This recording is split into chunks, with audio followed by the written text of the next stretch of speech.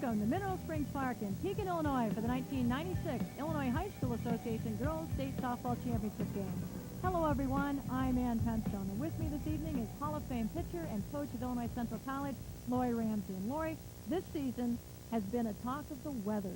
First it was freezing, then it rained forever, but the last 2 days have been picture perfect. And the two teams that have weathered the storm to begin this championship game, Illiana Christian out of Lansing, Illinois, and perennial powerhouse, Casey-Westfield. Illiana Christian has been here. This is their third time, but this is their first trip to the championship game. Well, the difference for Illiana Christian this year has been their hitting. They would definitely be classified as a slugging team. They've scored more runs than anyone else in this tournament. In previous appearances, they had 1 run in 2 games, and they have just lit up the scoreboard down here. Lori talked to Coach Roger King earlier about facing Casey. Well, Denny Thronberg and Casey have been well known throughout the state of Illinois as the premier softball program in power. When I started coaching 6 years ago, took the Illiana program over, one of our goals was to get downstate and possibly play them. And this year, surprisingly, is the year we're going to do it. So I'm looking forward to it a lot. One of the reasons they've gotten down here is moving center fielder Nikki Sweet to catcher, and she's done a terrific job. What about this little catcher? Well, Nikki's shown a lot of leadership in this tournament. She's handling a freshman pitcher and doing a very good job of it, and she has one of the strongest arms in the tournament, which is going to be a big key in stopping the Casey running and bunting game. Lori talked to her earlier about stopping that slap-hitting team of Casey. Well, we know that they're really quick, a lot of slaps, a lot of bunts, so hopefully defensively, by bringing a third baseman and first baseman in, we can eliminate some of that. They're going to take as many bases as possible, so hopefully, stay on our toes and, get as many as we can. They're going to be stealing a lot, so, just throwing and getting any chance we can.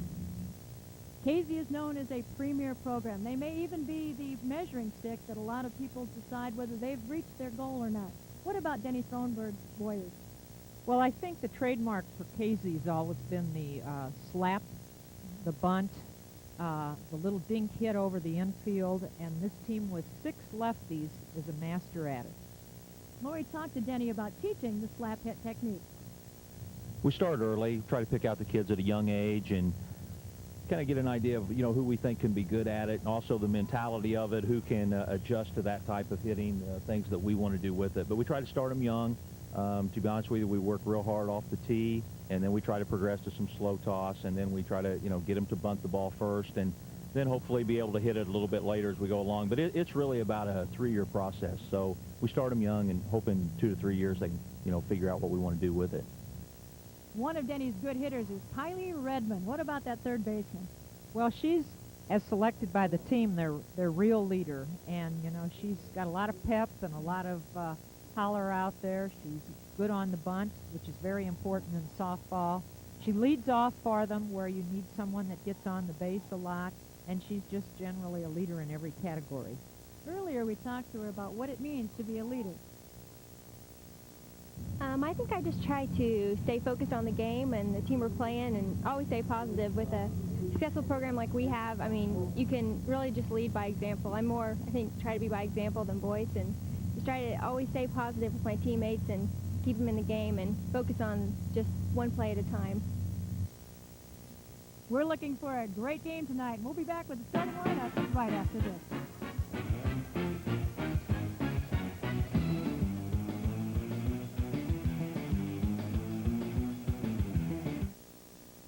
We're back at beautiful Mineral Springs Park, and it's time for the starting lineup. Let's go to PA announcer Bob Neal. And now let's meet the participants of tonight's 1996 Class A State Championship game. First, for Illiana Christian, Lady Vikings, who enter tonight's game with a record of 28 wins and 4 losses. Please meet head coach Roger King, who enters tonight's game with a career record of 158 wins and 22 losses. And for Casey-Westfield, Lady Warriors, who enter tonight's game with a record of 37 wins and 3 losses. Please meet head coach Denny Thronberg with a career record of 526 wins and 50 losses. For Illiana Christian, assistant coach Fred Terpstra. For Casey-Westfield, assistant coach Dave Shover.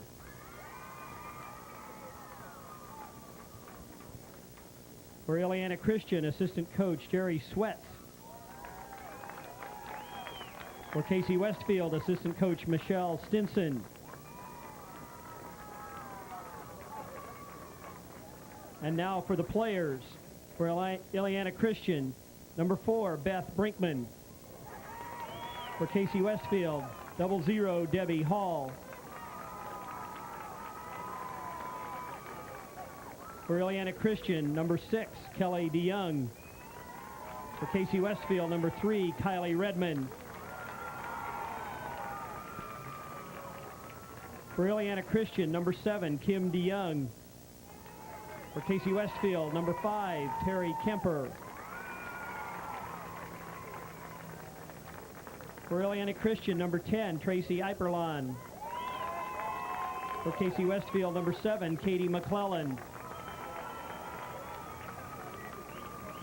For Illiana Christian, number 11, Jessica Vanderlaan. For Casey-Westfield, number 10, Angela Weber. For Illiana Christian, number 12, Tiffany Lenting. For Casey-Westfield, number 12, Jenny Wimbley.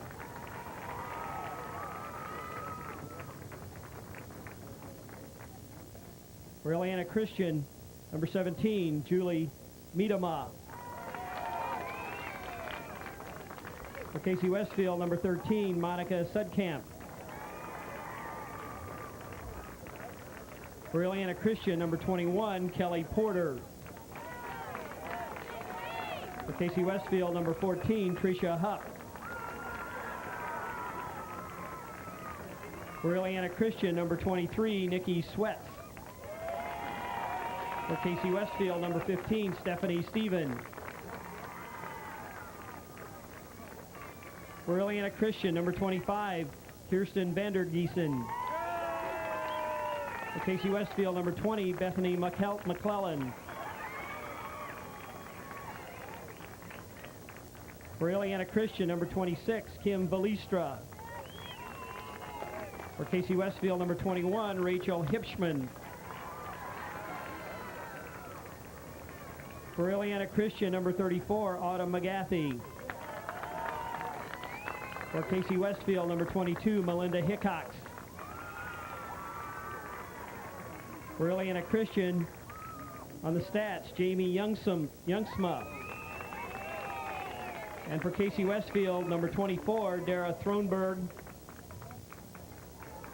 Number 30, Lindsay Sanders. Number 31, Heather Sanders. And number 32, Heather Black. And now let's meet the officials for tonight's championship game.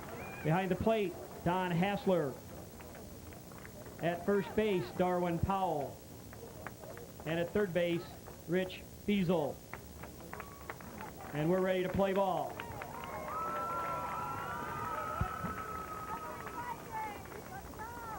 Tonight's umpires, there you have it. Behind the plate, Don Hassler. At first base, Darwin Powell. At third base will be Rich Fiesel, and the umpire-in-chief, Bobby Mattingly.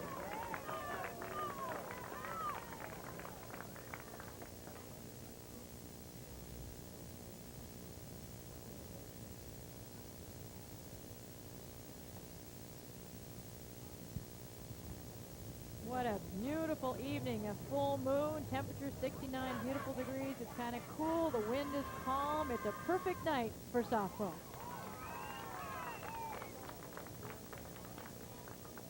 And we're just about ready to play some ball. There you look at the Warriors of Casey-Westfield. They are ready to take the field. They've been here many times before, but it's been a while since they've been to this game, and they are hungry and they are ready. Now you see the look from the outfield. It is uphill as you play the outfield. And you'll see possibly some throws going up, but I talked with Nikki Sweats earlier. She says it's more nerves than it is the tilt of the field.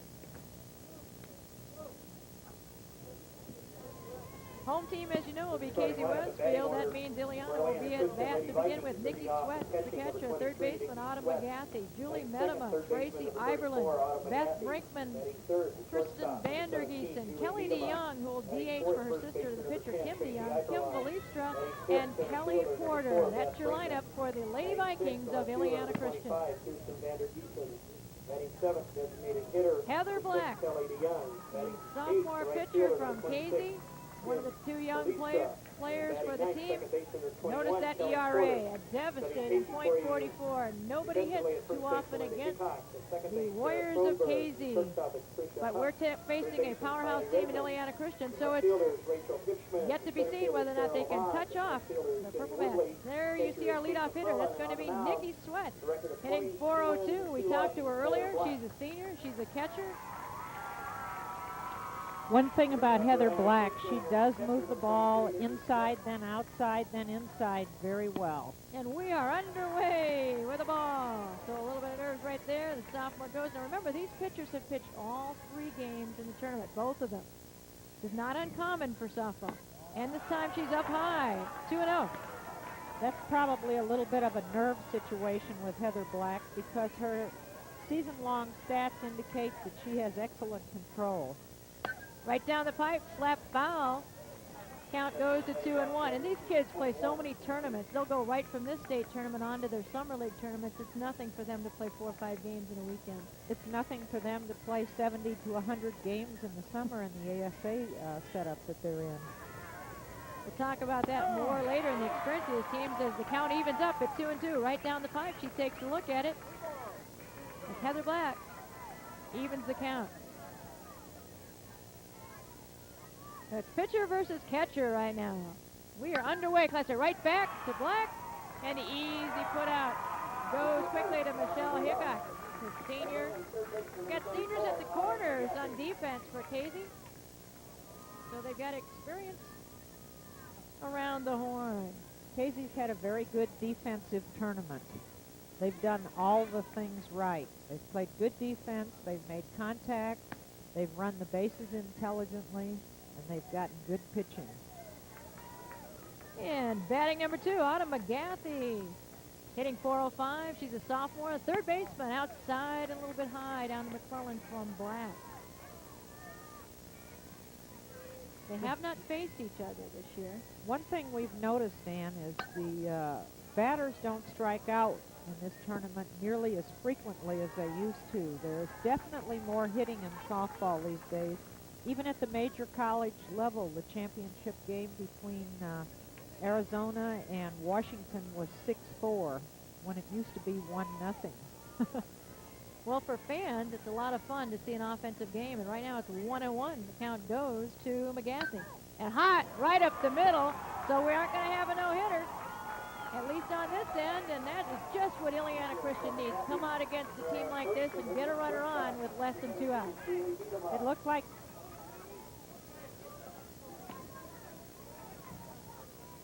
Black threw it down the middle, and McGathy hit it up the middle. She went right with the pitch. Right by her glove, almost tipped it, but well hit, and that brings up Julie Medema. Julie Medema is a shortstop, hitting .386.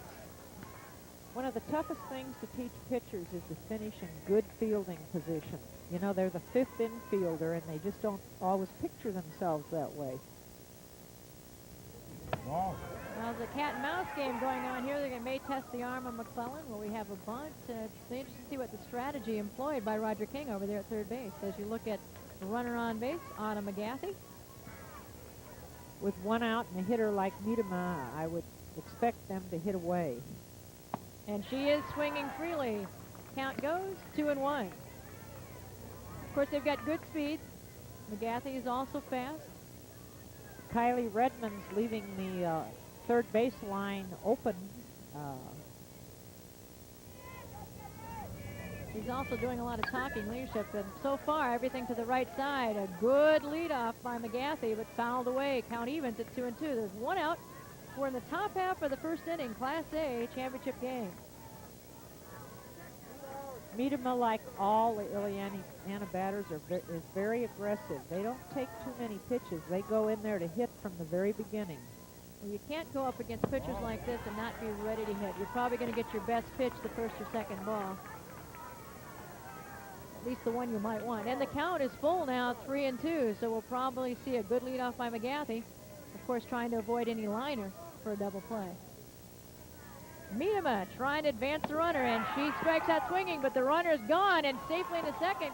The throw goes over the head of shortstop Tricia Hupp, but saved nicely by outfielder Sarah Lamont. So that will put a runner on second with 2 outs and bring up the cleanup hitter, Tracy Eiperlin. No one's really run against Casey yet today, and that was a relatively weak throw down to second. Maybe Illiana Christian's going to take a page out of Casey's book here.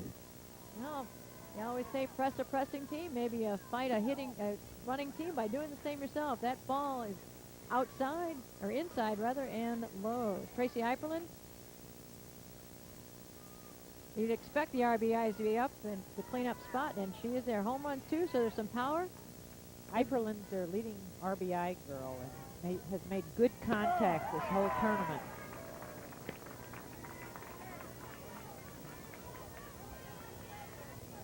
Well, the count evens up at 1-1. They'd love to get one in a gap right now and see what Casey's been coming back all tournament, but it's so important for Illiana to get something going early. Don Hessler, the home plate umpire, is a resident of Pekin, Illinois. He's umpiring in his hometown, and he has officiated in many major tournaments, ASA national tournaments. Well, that one inside. Count evens up at 2-2. So got 2s across the board. Eiperlin at bat. Runner on second is Autumn McGathy, who singled right up the center. This should be a good pitch to swing at. And she does, and misses that one. Goes down swinging. So with a runner on, they leave one on, and after one half inning of play, here you see that last swing. Excellent low.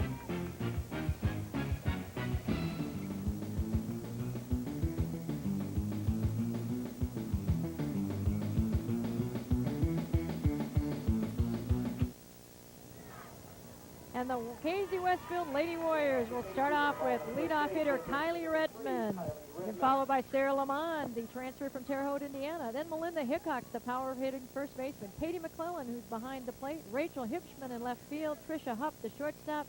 Pitcher Heather Black. Second baseman, the coach's daughter, Dara Thronberg. And right fielder Jenny Wembley. That's your lineup. And there's the slap right off the bat by the left-handed hitting Kylie Redmond trying to get on base. The first of 6 left-handed batters in the Casey lineup. And we talked with Coach Thronberg a little bit today, and he said if they've got speed, I'd turn them around and make a slapper out of it. Obviously, he's got a lot of speed since he's got 6 lefties. He did say that they have increased their power, so now he's getting some lefties with power. His daughter is one of those who hit a couple of nice long balls earlier today. Right. He said that with 3 of the slappers, he has taught them to hit a little bit more off their back foot so they get the power and drive the ball over the infield when they pull in. Pitcher Kim DeYoung, a freshman, starting in the championship game. Her sister is DHing for her, so we've got the DeYoungs in that spot for sure. What an experience for a youngster like this. Goes up high, and the count goes to 1-2. So she got ahead. She threw a waste pitch. Let's see what she does now with the senior. Kim DeYoung likes to throw the rise ball and also uses the back of the hand changeup to keep batters off balance. That ball just a little bit low, says Don. And we even the count at 2-2. This is the bottom half of the first inning. There's no score, and this is Casey's first time in the championship game in 6 years, but they're no strangers, having been to this tournament 12 times. Change up high. Count goes full. So after getting ahead 0-2, she's now gone 3 balls. Well, you know how the pitchers are. The good ones try and make you hit a bad pitch, and that's exactly what I think DeYoung's doing here. Well, and Redmond, the experienced hitter, is waiting for the thing she wants to see. Otherwise, she'll take a walk. Ball goes outside. There it is. So now we've got the situation we talked to Nikki Sweats about. What do you do when you get base runners and the slap hitting of the Warriors of Casey-Westfield? And right now, Lamond, who is newly inserted 10 games ago into this spot in the lineup, and it seems to have been gelling, hitting .460. She's a freshman, moved in. They have 3 freshmen in their starting lineup. When you go with the catcher McClellan and the second baseman Coach Thronberg's daughter.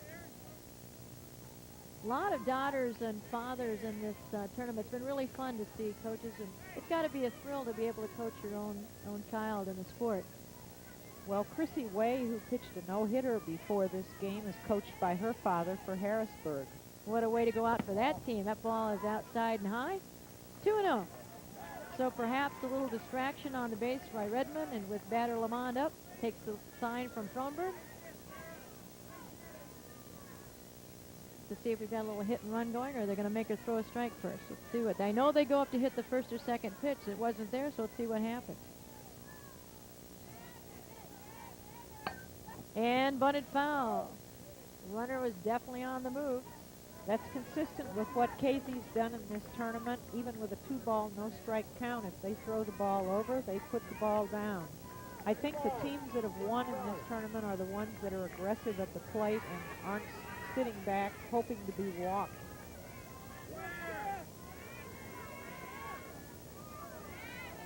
Count is 2-1. The Young Eyes, ball's low, 3-1 the count. So facing a bit of a dilemma here early in this inning is Kim DeYoung, wanting to keep as many base runners off as she can. Don't want to walk 2 in a row. Kim DeYoung's 14 years old and pitching for the state championship. She had a threatening situation earlier today. She got out of it well. She's been able to rise to the occasion. You don't get to this game without being able to do that. 3-1. Runner on first. Takes the bunt. The ball is low, and we've got 2 base runners. Redmond at second. That moves Lamont to first on the base on ball, and brings up big hitting senior Melinda Hickok, the first baseman, hitting .418. You'll look right there at Redmond, the senior leader. Thronberg, there's timeout called by Roger King. It goes to the mound. Before the game today, Roger King said we have to come out mentally ready to play our best game of the year. And this will be the test right here, because you know they're going to put it in play, and you know they're going to try some running things here. That's Fred Terpstra out there talking to the troops, and Fred is certainly no stranger to pitching. His daughter, Nicole, an outstanding pitcher that was here in the tournament, never got to this game, and has continued that in her college career. She certainly has. With DePaul this year, she was the Mid-Continent Conference Newcomer of the Year, Pitcher of the Year, and Player of the Year. And it's the first time in the history of that conference that one player's won all 3 awards, and she won them as a freshman. She had a 23-6 record and a 1.27 ERA. And as we are talking today, tomorrow she's going to be facing a new challenge. She is going to pitch against the U.S. Olympic team. What a treat. Their number 9 hitter will be tremendous, so it'll be a real challenge for her. You'll know you've been pitching, right, Lori? Right. No weak spot there as you look at Kim DeYoung. So after that conference on the mound, we're back in action, and we've got Melinda Hickox up with a blank count. And that ball is a strike. Coach Terpstra has convinced her to throw the ball over the plate here. And let his defense do the job. So the infield is in. Try to guard against anything slapping around. They'll be on the move. They've got good speed on the base pass and a big hitter up to bat. She goes with a bunt, puts it down beautifully, fielded by DeYoung, and nicely over to Kelly Porter for the out, but not before she does advance the base runner, so Hickox does her job to bring it up to cleanup hitter Katie McClellan. You'll notice she got on top of the ball, which is what you want in a bunt. On top of the ball with the bat. We always teach them to hit the top half of the ball so you don't pop it up. And came out of there very quickly. McClellan, ball inside. Cleanup hitter McClellan is a freshman and a catcher. She may be in this tournament for quite a number of years before she goes on to college. That's a lot of pressure to put on a freshman. And she's got a sophomore battery mate. That ball gets away from Nikki Sweat, and under the tag goes Kylie Redmond. So on the scoreboard first are the Warriors of Casey-Westfield on the probably wild pitch. It has scored a pass ball and brings in Redmond. Here you hear on the pitch here. The ball's down, bounces. The catcher moved over, but couldn't quite block it. And of course, Casey's always running off that base. They're not standing and watching. And they all slide. They don't have any trouble getting in the dirt. Kim DeYoung in great position to make the tag, just unable to garner the throw in time, put the tag on. So now moving over to third is Sarah Lamond, and of course McClellan is still at the bat. Potential run down there, as you see Denny Thronberg giving the signals. Softball's a religion in Casey. They had a 14-year and under team this year that finished 9th in the ASA National Tournament. Their grade school teams have won 3 straight state tournaments, so their feeder system is constant. If you're looking to see a weakening of the Warriors, forget it, right, Larry? Right. I would say if they've had 3 straight state championship teams at the grade school level. Now the count is 3-1 to McClellan. And that ball is low, so we've got runners at the corners. And now we're faced with the old first and third situation. What do you do? And they'll do something. You can bet they're going to run on this. And they've scored on it several times. Well, at bat with a chance for an RBI is Rachel Hipschman. She's a sophomore hitting .381, the left fielder. Another sophomore. This is such a young team, it's almost scary. And at key positions. Time is done. Hipschman wanted another look at things, stepped out of the box, so he held up the young.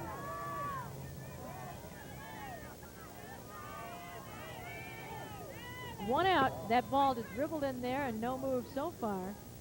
That was a change-up by DeYoung, and it's the first one I've seen her throw this game. And she really took her step a little bit too early, and you notice when a pitcher overstrides early, they're going to throw the ball low at softball when they're throwing a change-up. That ball right down the pipe evens the count at 1-1. There's one out, runners at the corners, and the fifth hitter, Hipschman, is up to bat. Infield's in, trying to guard against the second run. And outfield very shallow. Oh, down to shortstop, Miedema, and unfortunately unable to handle that when he had handcuffed her, and in to score comes Sarah Lamond with the second run of the inning. Miedema looked at second before she had the ball. She forgot to see the ball, catch the ball theory, and looked at the runner. I always tell my players the runner's not going to run any faster with you looking at them. Be sure you look at the ball. Good point. It's harder to do when you're nervous about it, but It boy, certainly that's an is, excellent point. and particularly when you've got a bunch of rabbits like Casey has. And here's another one, shortstop Tricia Hupp, batting left-handed, and puts down a beautiful bunt fielded quickly by Sweat, and the out is made, but not before she sacrifices people around to second and third. So now we've got McClellan at third and Hipschman at second. And another left-hander up, and Heather Black took some very good cuts today. She's a left-hander that can hit the ball for power as well as drop down the bunt. And here's a chance for her to help her cause. She's got runners, 2 runners in scoring position as the changeup is attempted again by DeYoung outside and high. This has got to be a terrific experience for DeYoung, whether she wins or loses, to pitch in the state championship game as a freshman with a team like Illiana Christian that's got a lot of good players. She could be back with experience. Ball is over the plate, 1-1, 2 outs. Evens the count. Young has settled down here, and her defense is getting the feel for what Casey's going to do. And back out. Black takes a little. So there's a little pitcher playing a little mind games here with another pitcher. I don't think it really bothers either one of them. But can't blame a person for trying. No, you sure can't. High, fielded nicely by Sweat. 2-1. They'd really like to get out of the inning with this one. One of the coaches was talking about it doesn't matter how long the inning is, what you tell the pitchers, you've got to get out of it first. Don't be worrying about the rest of the game until you're out of that inning. That's right. And you've got to do it one batter at a time. You can't let the last pitch beat you on the next one. Tried to get her to go for the outside pitch unsuccessfully. We go to 3-1. So DeYoung Really like to get one down in here, not so that it can be teed off on by Black, but so she can get somebody to field it and get out of this inning. Go back to work. Casey's really making the young throw the ball over the plate. They're not swinging at much of anything, and that's a little bit different than earlier in the day. Young really fiddling with the ball out there, taking a lot of time between pitches. Right down the pipe. Oh, an attempted down. Sweats tries to get McClellan leading off, but she's right there. You know, with the weather that we've had as the count goes full and 2 outs, so everybody will be on the move here. A lot of teams have had much more hitting practice than usual because that's about all there was to do inside. Right. This has been the worst spring that I can remember for just trying to prepare your team. Boy, Black thought about it, lifted that bat off her shoulders, but thought better, held it back, and that loads the bases for second baseman Dara Thronberg. Dara, the left-handed hitting coach's daughter that also has good power. She got a big hit for them today when they broke the game open against Harrisburg.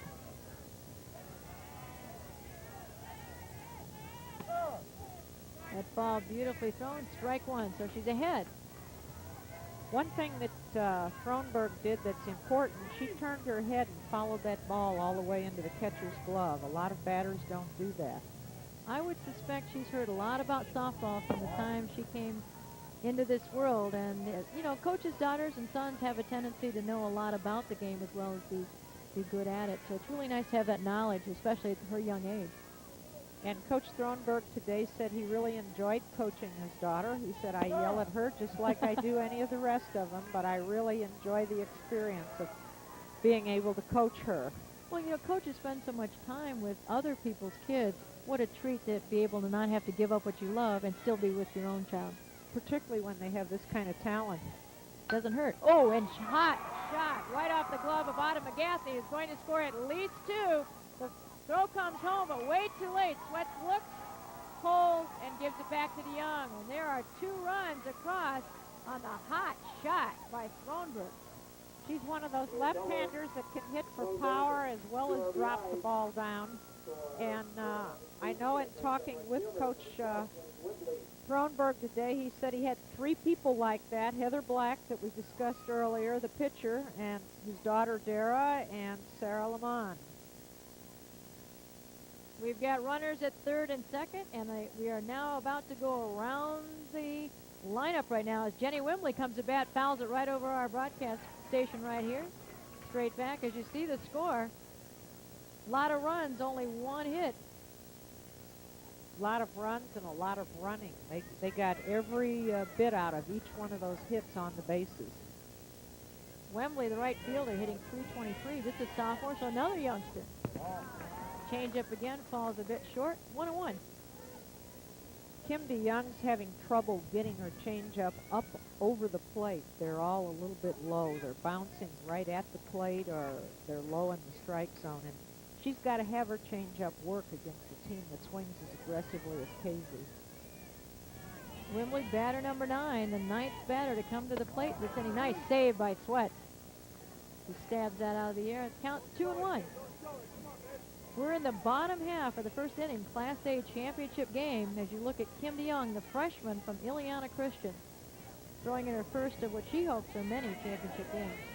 Well, she has a chance for a 4-fer, as they'll say, 4 for 4. And Illiana Christian, of course, has been here 3 times in the last 4 years. The first time they lost to Rock Island Alleman 2-1. And then last year they lost to Vienna and Maddie Ross 1-0. And both of those teams were outstanding teams that went on to do extremely well, of course, after they had faced Illiana. That ball is a strike, and out of the inning, Kim DeYoung's finally out. After 4 runs go across on 1 hit, so it'll be Illiana coming to bat after 1. It's the top of the second inning, and leading off will be the 5th batter in the lineup, and it's Beth Brinkman, the big hitting junior with a whopping .446 batting average. She's playing center field and had a big hit in their quarterfinal game. She certainly did, and she's had a very good tournament. Takes a big cut at Heather Black's offering. Heather threw her 2 straight rise balls, 1 out of the strike zone, and maybe this one was out too, but she helped her out a little bit on that. Again, she helps her out. Good pitchers don't throw many strikes. Usually they get ahead on the first pitch, and then they make the batter go after their pitch.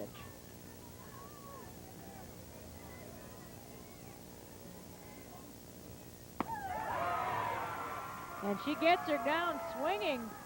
Stayed high on her on every pitch. I'm sure she's pitching a lot more relaxed with a 4-0 lead.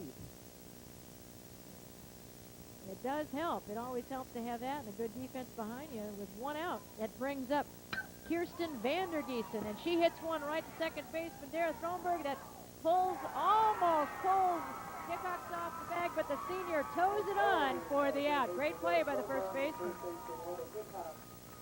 Melinda didn't commit the mistake of stretching too soon. She waited for the throw and really made a nice pivot and reach. As you can see, the throw's down the line toward the outfield, and she was not set. She had the ability then to step with the throw. A lot of first basemen make the mistake of stretching too soon, and then when they get a throw like that, why, they can't get to it. That brings up the sister of pitcher Kim DeYoung. She's the DH for her sister. Kelly is a junior hitting .327, that ball outside. On that shot that we had of the play at first base, you may have seen they double first base. One is orange and one is white. The orange, it came into being a couple of years ago, and it's really saved the safety of players. What it does basically is the runner is supposed to hit the orange base so that it does not have collisions with first baseman reaching back or reaching over, because there used to be some ugly occurrences at first base. There certainly were, and you know, you don't see that everywhere, but I think as years go by, you'll see it in big league baseball and everywhere else because it's just really a good idea. Part of the reason you don't see it in a lot of the schools is the expense. You have to put in the double pipes to accept both bases, and the base itself is rather expensive. So if you're talking budgets, do you want balls or base, extra base, you go with the balls usually. But a lot of people are using it for safety's sake, and I think it will become part of it. A lot of rules are going on for safety, and also for, we've talked about the hitting improving. Things like the different colored ball in college. Right. Colleges have gone to what's kind of a light green ball. They've gone to a harder core ball that jumps off the bat, and of course the aluminum bats have been in for several years now, and in college they've backed the pitcher up 3 feet. Every rule, it seems, is meant to get more hitting into the game, and it's been very successful. The day of the 1-0 game is rare now. Everybody's hitting and scoring. In this tournament several years ago, you'd see the 18 strikeout games, and they were not totally rare, and you don't see that anymore. And Kelly DeYoung, after getting a little help from the trainer, is 1-2 the count, and she goes down swinging on the pitch by Heather Black. So after getting 4 runs, they're able to come back and stop them defensively. So right now, Casey looking real good after 2 innings. It's 4-0. We'll be back right after this.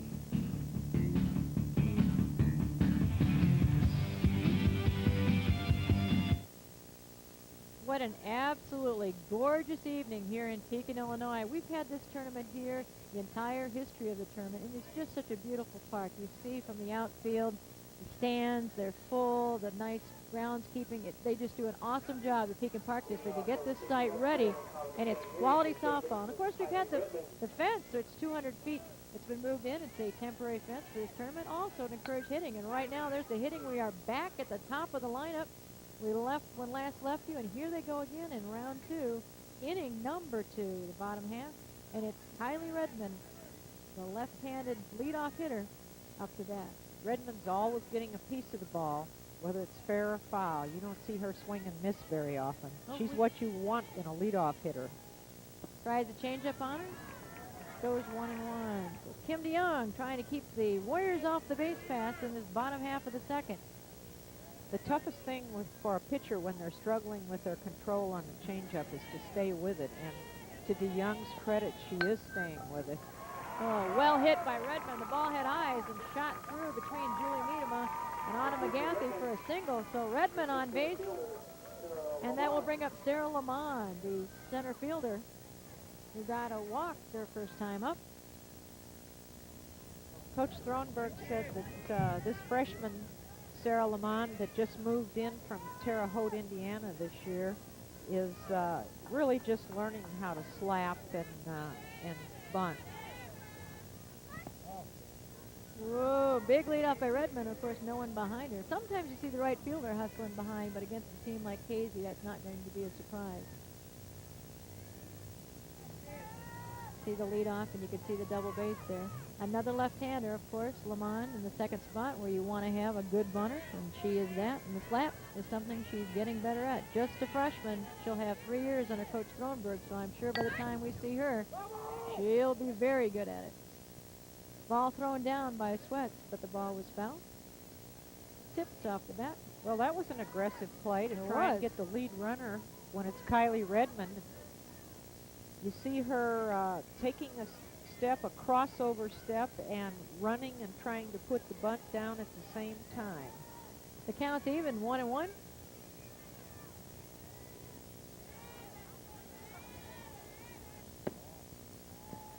Nice play by Sweats. Looks Redmond back. That's a tough transition. She talked to me earlier and said she plays just about any position. She's very comfortable. It wasn't necessarily, she's good at any position. She was a good center fielder, but the team needed her at catcher, and so she said that's what I was going to do. And she enjoys it. Well, she was the student athlete of the year this year at Illiana, and people that are successful in that kind of thing usually have the character to do what you want done for the team. She'd probably pitch if they asked her to do that. That seems to be, that's an alien thing, Lori. Then pitching is very different.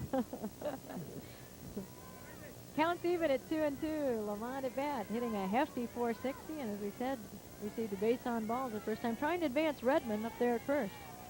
Down to scoring position. Good lead off by Redmond. She's There she going. The goes. throw down by Sweats takes her past as Miedema grabs it, unable to put the tag on Redmond, and it scored a stolen base.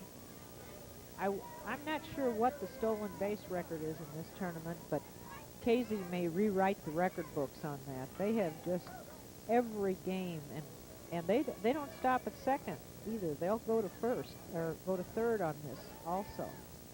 Anytime there's a bunt to move a runner down, they're already on their way to third most of the time. Right. And they're going to draw a throw and make you do something, whether or not they have any chance of making it or not. Usually they end up creating something. They manufacture runs even when they're not hitting. And telltale right now is the 4 runs with only 1 hit. Ball There is she low, and goes. there she goes down to third on the walk. So there's a heads-up base running again. So we've got runners on the corners, and almost Lamont looked to go to second, as is typical after walking. Now we have the first and third situation, which is a real bugaboo in softball. People have a lot of trouble trying to cut that runner down going to second base because in many cases they'll stop halfway and make you play on them in order to give the runner on third a chance to score. Most teams will trade an out for a run. Well, Hickok sacrificed her first time up. They went down to the second baseman coming across to Kelly Porter. Steal is made, but no runner advances home, so they did what they wanted to do, and so did Casey. So runners at second and third for Hickok, the senior first baseman, hitting over 400. Ducks on the pond, want to increase the lead, and hard hit in the hole, the right side. Nice throw in by Tim Balistra, trying to get her at first, but no chances. Hickok hustles down, and 1 run scores. What a nice piece of hitting by Hickok. She took the pitch to right field, hitting behind the runners, and that's exactly what you want them to do. As you can see on this pitch, it's outside, and she goes right with the pitch. She hit it right where it was pitched into right field. Wherever there's a defensive player, it seems the Warriors hit it anywhere else. I imagine they've spent a few hours on that. I know Coach Thronberg goes from the tees to actually hitting off real pitching. And the batting tee is really one of the best teaching instruments for batting coaches that there is in softball. Although Coach Thronberg's given up part of his hitting coaching to his assistant. That's Dave Shover, who is now is officially his hitting coach, but then he says, I teach the slap. Right. We've got first and third again. The count is 1-1 to McClellan, and there are no outs. Bottom half of the second inning. As you see Thronberg giving signals. A head coach with a record that probably may not be duplicated anytime soon. Over 500 wins in 19 years. Fouled up and away. And he's a relatively young man yet.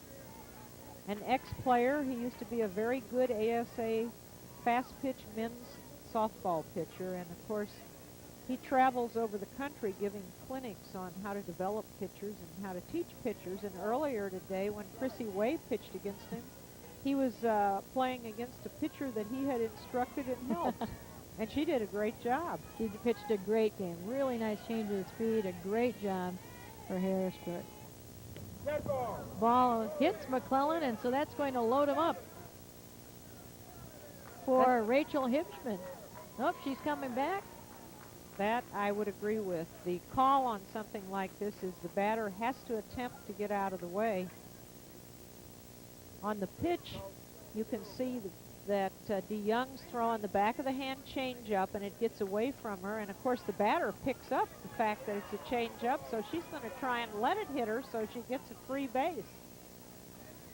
Good heads-up play by the batter, but the umpire made the right call. That ball hit right back to DeYoung. She comes home with it. Sweats put the tag on. She had the force, but she made sure. That was a nice fielding play by DeYoung, and it followed a fielding play when she covered home plate correctly, too. Sweats makes a nice tag and comes right up looking for one of those runners to be flying to the next base. So she's alert to what's going on out there. That moves McClellan to first and brings up Hipschman on the high ball. Nice catch by Sweat. She's made several good catches on the rise ball. And most people that it seems as if you end up playing catcher and you haven't been in your natural position, would prefer the high ball to the low ball. Oh, that's the tough one for catchers. They work forever on those drills blocking the low pitch. And outfielders have probably more chances at things like Sweats is doing now. She's just done a great job moving in, and what a good leader. Outstanding young lady, and as you mentioned, the athlete of the year for the girls' side at Illiana Christian. The student athlete of the year, so we know there's more to her than just playing ball. Oh, and again hit, and this time Hipschman is going to get on with hit by pitch. And that will load them up. So the bases are loaded with one out for the Warriors, and we'll bring up shortstop senior Tricia Hupp. Tricia sacrificed her first time up. Tricia Hupp will attend Eastern Illinois University next year and play softball at Eastern. Again a lefty. Really what Denny Thronberg has is two lineups. He has 1 through 5, then he starts all over again, his 6 through 9. It's really a lot of people's 1 through 4 again, so he is a luxury most teams can't even imagine. The amazing thing is they are a Class A school. There aren't that many people to pick from, but he has gotten the maximum out of all of them, and I think that the real key to his success is the number of girls that start out in the grade school with his system, so that when they get to high school, they've already gone to the left side of the plate and started to bunt with the proper motion, and the pitchers have already started throwing pitches that move. And just the experience of having played in top flight tournaments and lots of different games, that ball hit right back up and picked up by the shortstop and over to third, not in time, so we'll wait to see if it scored a hit. It is scored an infield base hit for Hupp. Julie Miedemann made a great play on that because she was going full speed towards second base, had to come to a screeching halt and go back and stop the ball, and that's one of the harder plays to make. Those tip plays are really tough on infielders. And that brings up the pitcher, Heather Black. Heather received the base on ball. It's her first time up. Takes a shot at that one and fouls it off. One of our camera locations. A little protection. A snow fence. Does double duty. Stromberg gets it. There we see his pitching form. Is he a lefty? He's a lefty. Heather Black with 25 RBIs wants to help her cause right now. Bases jammed, one out, bottom half of the second inning. Comes inside. 1-1. Kim DeYoung's having a little trouble with her control tonight, and she really hasn't had those problems in this tournament. Fatigue could be setting in a little bit. She had the shorter rest time today because they played the second game, and it was a long game. Ball hits the plate, bounces over, and covered. Kim Young is right there. Nice job. An alert play by the pitcher. 2-1 the count. Don Hassler comes out to do a little house cleaning. As DeYoung does the same thing with the ball. There's a look at Heather Black, her opponent on the mound right now at bat. These two may face off against each other again. Black's a sophomore and DeYoung's a freshman. Whoa, there's part of that power hitting, left-handed hitting lineup that we've talked about. She just smacked that one foul, but it went away. When people first started teaching batters to slap, no one was taught to hit with power, really. Now the trend is to get them to plant their back foot and take advantage of that drawn-in infield. And more of these slappers are also developing into power hitters so that they can go either way depending upon where the defense is. Well, the count is full to Black. And boy, what a threat that makes. Then your strategy changes because you know they have the capabilities. You know it's not necessarily going to be a bunt. That's right, and it stops the slap defense from moving a player in right by the pitcher. That ball is low, so unfortunately a run walks in. The 7th run across the plate for the Warriors and brings up second baseman Dara Thronberg, who had that RBI, 2 RBIs her last time up, and a sharp hit right off the base glove of Autumn McGathy. Coach Terpstra is over to talk to the official right now as we have a little break in the action. McClellan scored that last run. That moves Hibschman to third, Hupp to second, and Black is standing on first as we have a conference on the mound. Everybody's talking to Kim DeYoung, settling her down, talking to her, making sure that she knows they're behind her. He may just be trying to use a little time to give another pitcher time to warm up or to give Kim DeYoung time to settle down. I don't see another pitcher warming up. Their other pitcher is Tracy Iberlin. That's the tough thing. If you have to start your relief pitcher or your second pitcher, and Iberlin pitched quite a few games during the year. I noticed she had a 13-2 record. But you can't warm up when you're playing first base, and that's a tough thing. She is the first baseman, and nice move by Sweats there, talking to Kim. This is such an outstanding team, and it's every team has to undergo some adversity throughout the season, and everybody does. And this year, I think more than anything, because of weather, teams really had to get creative. We talked to coaches, and they're counting on one hand the times they got outside that wasn't a game. And when they did get outside, you just had fear of injury because the outfield was wet a lot of times, or there were spots on the infield that they couldn't quite get dry. Usually in the spring, cold weather is your biggest adversary. This spring, it was wet weather. Well, and it didn't come in the usual time either. That's usually before spring break. But really, it was very dry. It was just so doggone cold then. And then after most people's spring break, it never really got warm, and then just a deluge for the last couple of weeks. It made this tournament even, a lot of people were worried whether we'd get it in on time. But we got it going, and as usual, down here at Pekin, it's just gorgeous. So we're all set to go, back with Thronberg in the batter's box. 1 out. Bases jammed. High. Thronberg already has 1 hit. She's hit very well in this tournament. A freshman batting .344. She was on one of those 3 teams that won the state middle school tournament, the IHSA. She hits hard this time, going to the right side, coming home. Nice play by Kelly Porter coming home. And a nice play by Sweats on the force play at home. So they keep the run from scoring and get an out. That's 2 away. Sweats had a nice stretch there that gave you that little extra split second with the runner coming in. And the runner came in very hard, I think made some contact with her. But you can see she's got that first baseman stretch to pick that ball up. It was a little low and off to the side.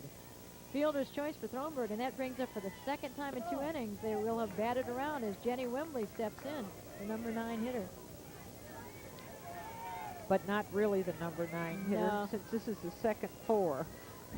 Jenny hitting .323, a hefty average. Runners moving. Of course, you can get a big lead going at first, and everything the Warriors do is fast and on the move. And aggressive. They don't fear making a mistake from trying something. Wembley struck out her first time at bat. Like to atone for that and bring in some RBIs. Fouled hard, back off the post. Count goes to 1-2.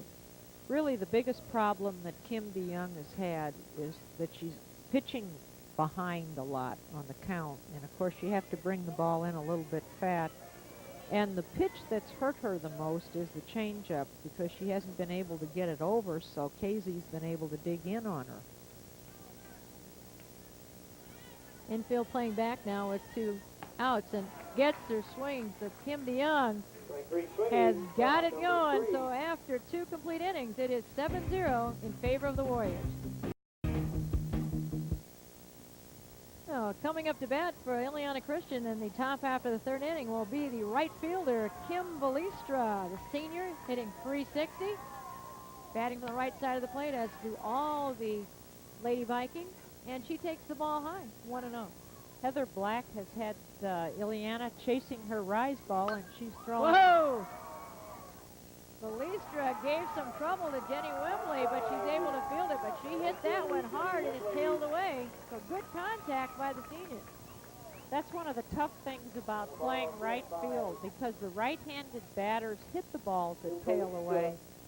Ball looked like it was high. She came right through on it. You can see it going that way and then fading back, which is typical of a lot of balls hit to right field. Balistra had really looked that ball in. It was a nice shot of her batting style, and Wembley made a good recovery out there to She nail that one. certainly did. And that brings up Kelly Porter, her first time at bat, .243, playing second base. Kelly's also seniors, had some nice plays defensively. That ball pops up to Thronberg. She able to recover it and tosses it to Hickox for the out. But now Illiana Christian is making contact with the ball, so they may be solving the puzzle of Heather Black. Notice the fact that Thronberg stayed right down with the ball. She didn't look at the runner. She kept her body in front of the ball and calmly threw the ball to the first baseman. And he had a perfect shot there with a great crew of how you use that double base, as it brings up Nikki Sweat. Nikki, the leadoff hitter, the catcher, playing a nice game behind the plate and helping out youngster Kim DeYoung, hitting .402, the senior.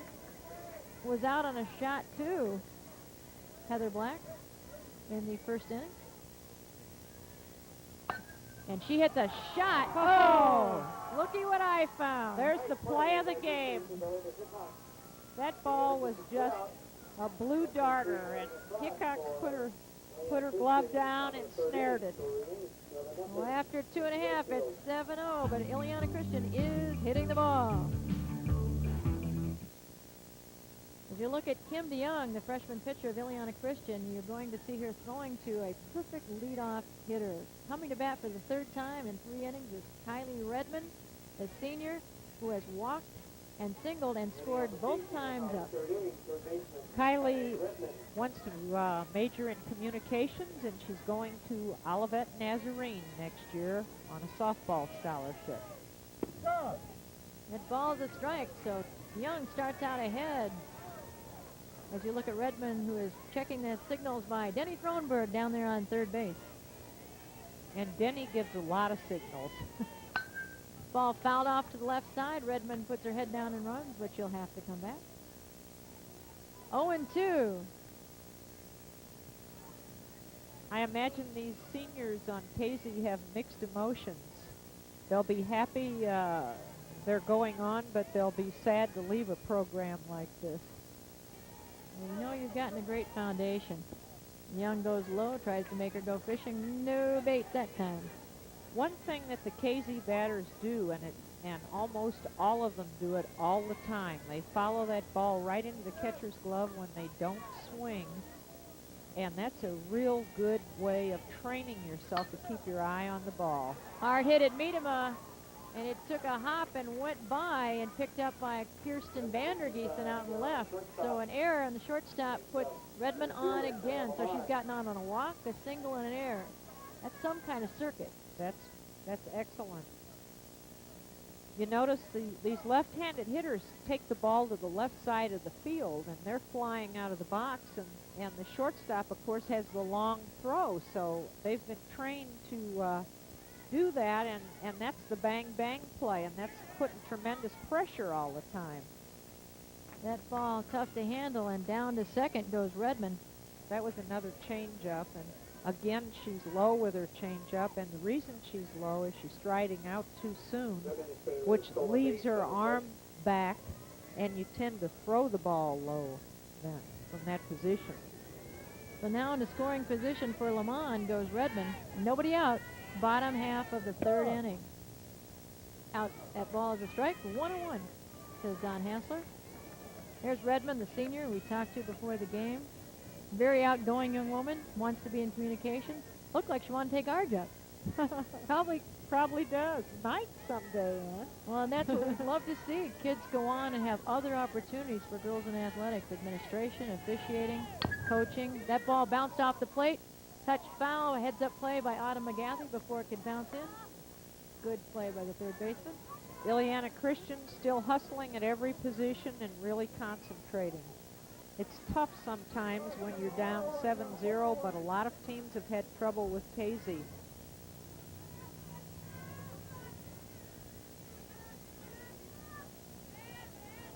Come on, the center fielder. You get a good look at her stance. That ball up high. Redmond not a big lead out there, but certainly looking. Third baseman's well in, so the shortstop is moving to cover on that one. Outfield playing shallow. There's a big hole up the middle if Lamont could find it. And shaded, the outfielder shaded to left. That was another change-up and low again. She just really needs to get that change-up up a little bit, and it'll help her tremendously. So full count to Sarah Lamont. First base open.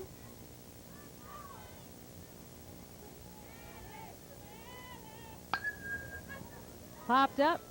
Miedema has a beat on it and grabs it for the out.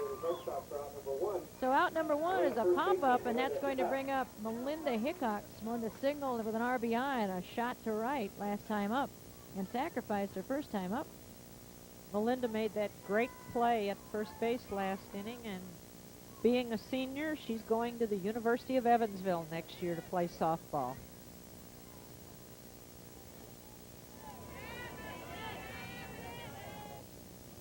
Again, that changeup will allow the runner to advance, so still trouble with it so far by DeYoung. So Redmond down to third as Hickox took ball one.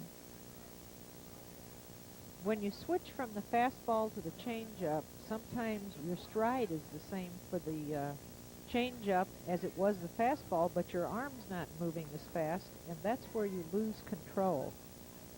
And I would assume that that's something that you really get better at with experience, as with anything, but particularly that. We saw Chrissy Way with excellent changes of speed in the third place game, the senior. Right. Pitching the no-hitter. All the way through the tournament. You know, only two teams end up winning games for their last game of the year. One is the third place game and one is the first. So congratulations to Harrisburg, who beat Herscher in that game. And the no-hitter was a crowning glory. That ball popped sky high. Sweat's looking to see if she's got a play on it. Tough play. Unable to make it as the lights and the height. So it's just a tall foul ball. And congratulations to Herscher, who set tournament history last night when they beat Lebanon in a 19-inning game, 1-0.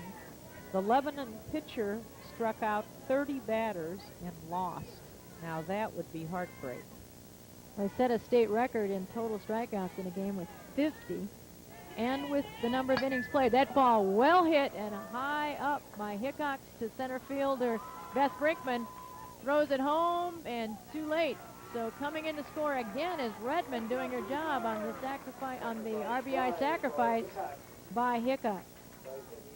Brinkman brought home a 2-bouncer, and of course Redmond's got great speed. It's tough making that play. You can't coach speed. No, and if you put it on the left side, it's just as devastating. These kids are very, very wise in the base pass as well. That makes the score 8-0 and brings up Katie McClellan, the catcher.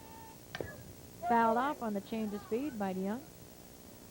That was a good pitch on the change. Casey's had an outstanding record, of course, and in 1985 they were second in this tournament. 86 they won it. 87 they were second. 88 they won it. 89 they were second, and 90 they won it. So between 1985 and 1990 they were in every state championship game. And at back home in their trophy case, they have 3 championship trophies, 3 seconds, a third, and a fourth. So they have every kind to give. And they've earned them all. And not to take anything away from Illiana, they've been here 3 of the last 4 years, in 93, 95, and now they've reached the championship game in 96. Well, that's a credit to Roger King and the program that he's built there at Illiana Christian. They've just done a tremendous job, and you don't get here 3 years in a row without having a program. You develop talent, you work in the summers, you work on the basics, and winning begets winning. The more you win, the more kids realize, I can do it too, and all kinds of good things happen. Not just in the sport that we're seeing tonight, but also I believe that carries over to the other sports within the school. And into life. There are 2 outs. The count is 1-2 to McClellan. That ball right down the pipe, and she looks at it for strike 3, so Kim DeYoung gets out with only 1 run in that inning. And after 3 complete innings, it is 8-0, the Warriors of Casey-Westfield.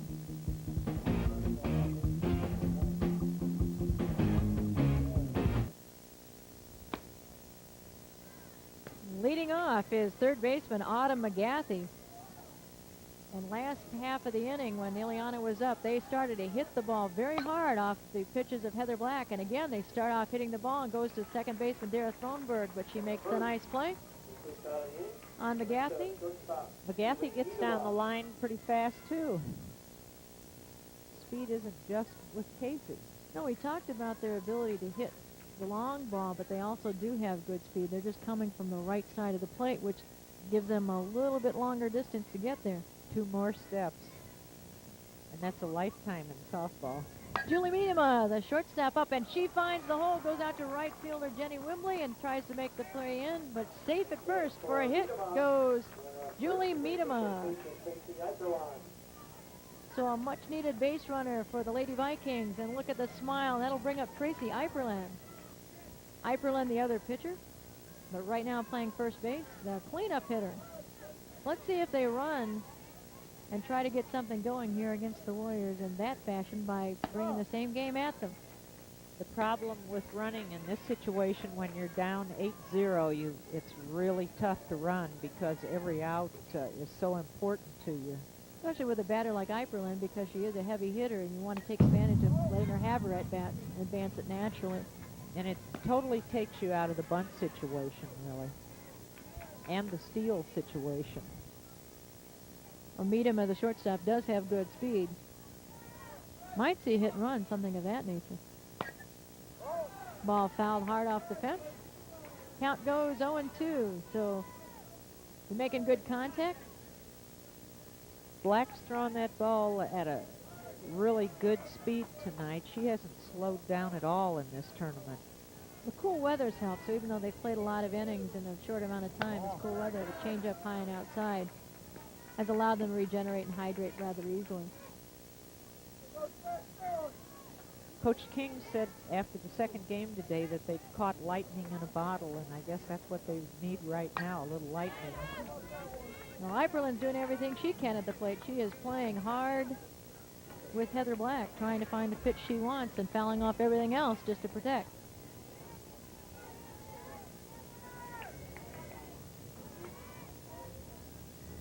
That ball goes over the head of catcher Katie McClellan, and down to second, hustles Julie Miedema. So now we've got a runner in scoring position for the Lady Vikings with Eiferlin, their cleanup hitter, at bat. Count is even up at 2-2. There's one out.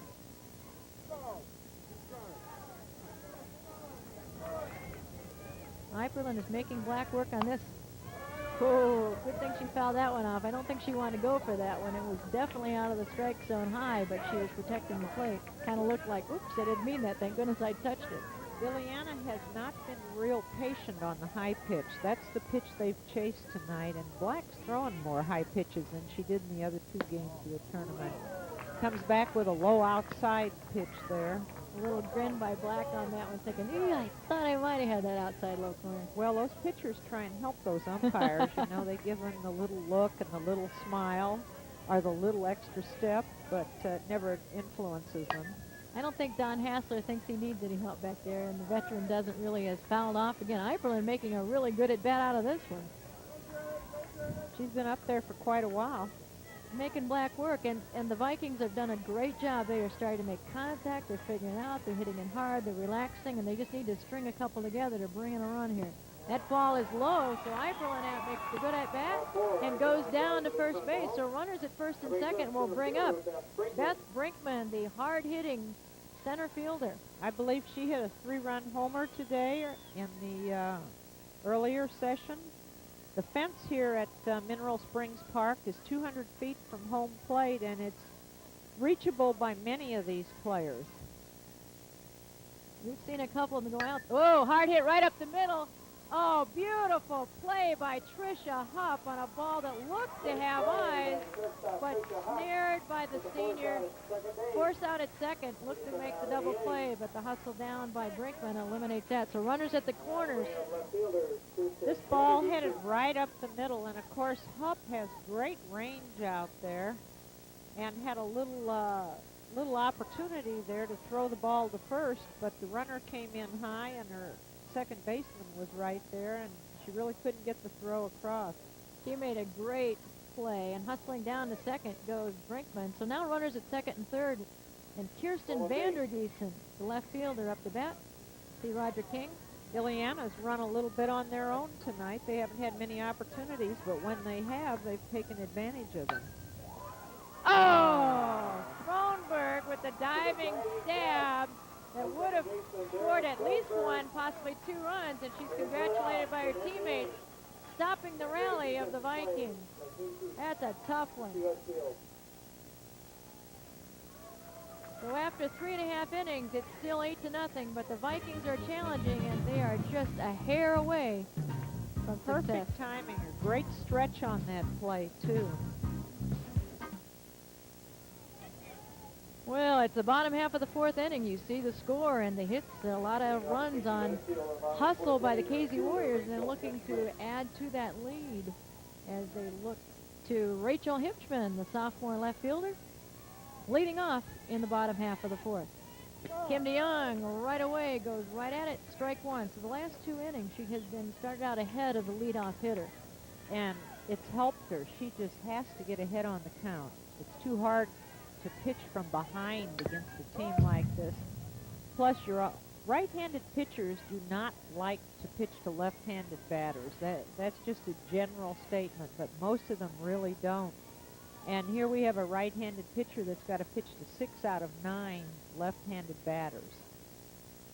Rachel Hipchman received a changeup offering from Kim DeYoung that went right over, and it's 0-2, so a nice start for the pitcher from Illiana. Fouled away.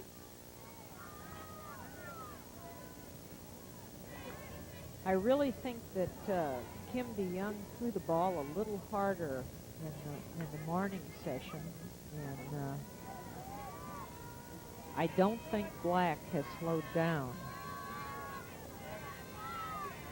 The good thing about DeYoung, she's staying right after it, and she's getting a little bit better every inning, getting back more onto her game. She's challenged Nikki Sweats back there with throwing a lot of balls into the dirt, and that's a real tough play for a catcher. Good shot at Hipchman. 1-2 the count. As the changeup went low and bounced off the plate. That ball well hit, but it's going to be out of the park. See the windscreens that are multicolored, the yellow and green. Really nice look, makes the beautiful park even prettier. Gives it a nice spring look, and of course a nice green out in center field. One other thing they have in this park is a terrific grounds crew. I've seen them whip the field into condition under heavy rain, and an hour later they'd be out there playing. Unbelievable. And they have such a good time doing it. You look at congratulations around for Kim Young. We've got Hibschman to look at strike 3. So out number 1 brings up Tricia Hupp, the shortstop who made that great defensive play unassisted in the last half of the inning. This is a very quick batter.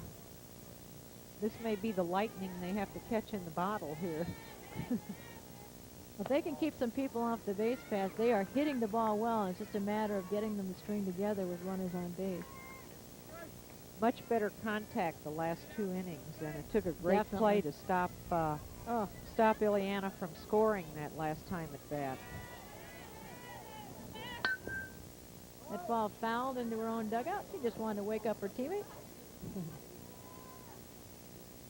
Thronberg tells her exactly what he wants her to do. Hupp, a senior, one of the 3 who starts for the Warriors, hitting .360, and obviously has good speed, as you've seen her on the base paths and as well in the field. Looked almost a bunt. Asking for help. Yep. See whether or not she made the move. Third base umpire Rich Fiesel says nope. So it's 2-1. That call was the fact that she just ran out with the bat. She didn't really swing at it, in the umpire's opinion. She didn't offer, so it didn't count. But that one is strike 2, and the count evens up at 2-2.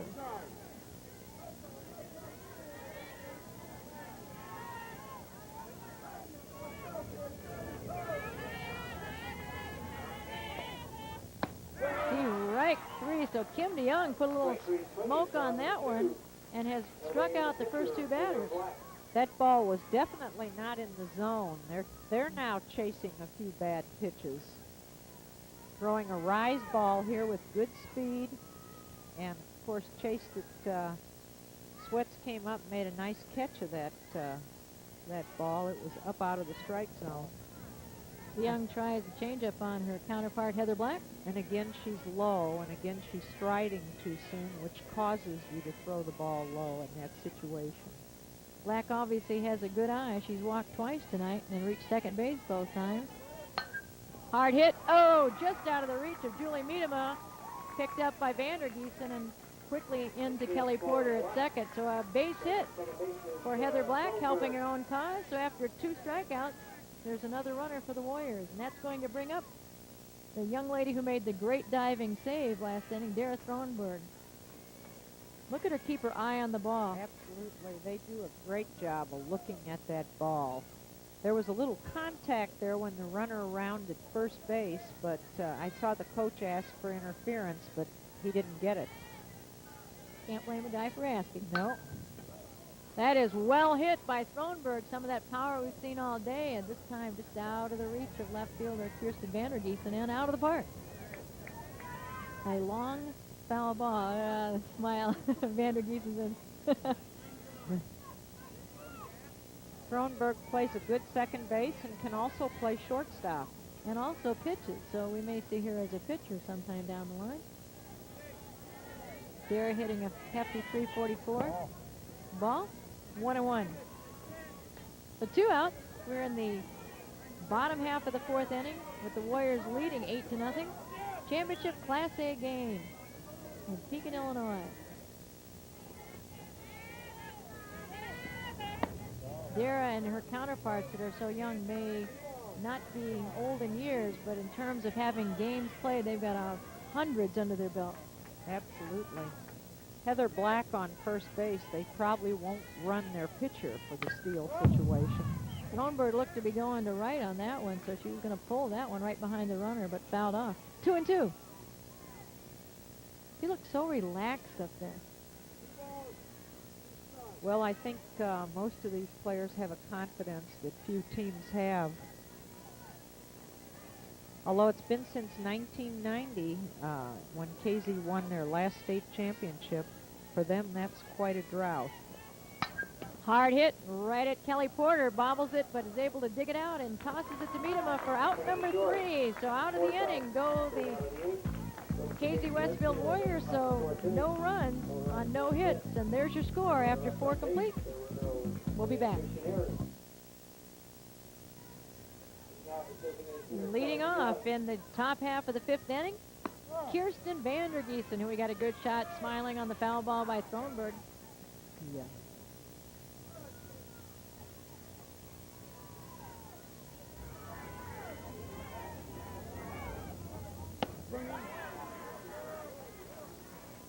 Pardon me, that's Kelly DeYoung.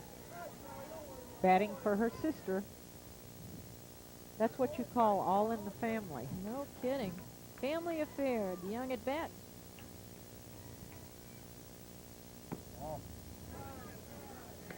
McClellan's doing an outstanding job of staying down back there. She's really a tall girl, and she does a good job on the low pitch, too. Whoa, went for the bad one. Heather Black got her swinging. So that is out number 1, top half of the 5th, and that's going to bring to the plate Kim Valistra, who hit a nice shot the last time up, but put out. Black's out pitch has been her rise ball tonight, and many of them have been out of the strike zone. The rise ball is probably the best pitch in softball when it's moving because it looks like it's coming in and all of a sudden it's up there in your eyes or over your head and you're swinging. It's there, but it's not. Well, here it is, there it goes. Now you see it, now you don't. Hit right back to pitcher Heather Black, and she flips to Michelle Hilcox for out number 2, and that's going to bring up the number 9 batter, second baseman senior Kelly Porter. Kelly went out second to first last time up. I would like to get a rally going here. Looks like we might have a pinch hitter here.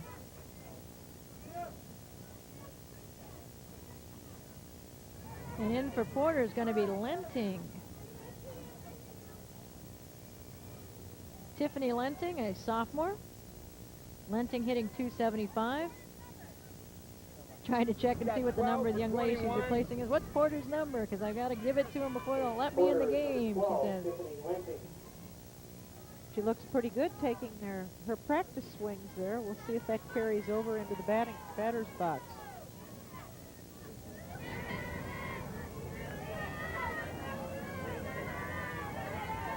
Illiana trying anything to get a rally going here.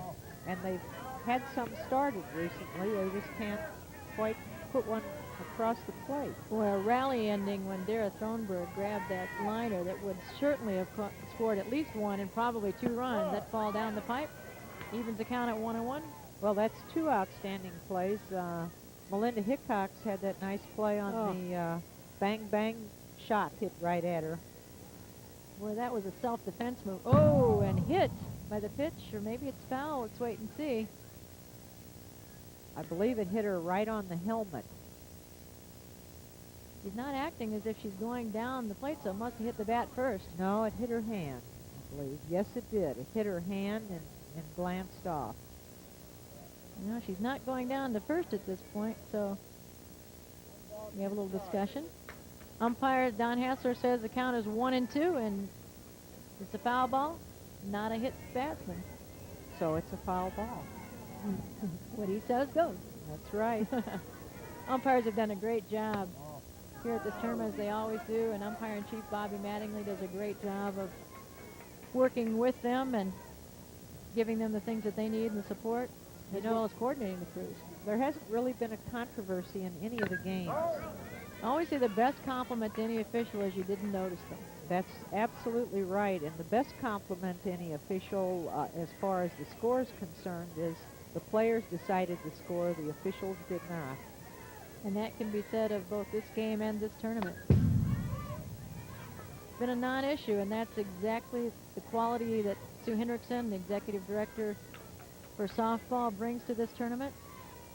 And great directing by Barb Waddell and Kent Ayers down here at Pekin. Barb's an ex-softball player herself. She played with the Pekin-Letts for several years. And there's Hickox again on the shot by Lansing, but Lansing comes in and makes contact, unable to get on base. But again, hard hit, just unable to string it out. So after 4.5 innings, it is 8-0, the Warriors of Casey-Westfield. Beautiful sight of the banners, and you see below the U.S. flag is a sportsmanship banner of the IHSA. The IHSA has made a concerted effort to encourage and find people exhibiting good sportsmanship, and it's wonderful to see. The fans here have been terrific. Sue Hendrickson, in a situation earlier, Rock Ridge was one of the teams down here, and one of the parents of the team was out just leading the team, just being wonderful, and she went over and sat down and talked to them, and they were a little bit worried that they might have done something wrong, but what she did was catch them doing something good, and we all know that's the great mark of a great teacher. Find a kid doing something good and compliment them.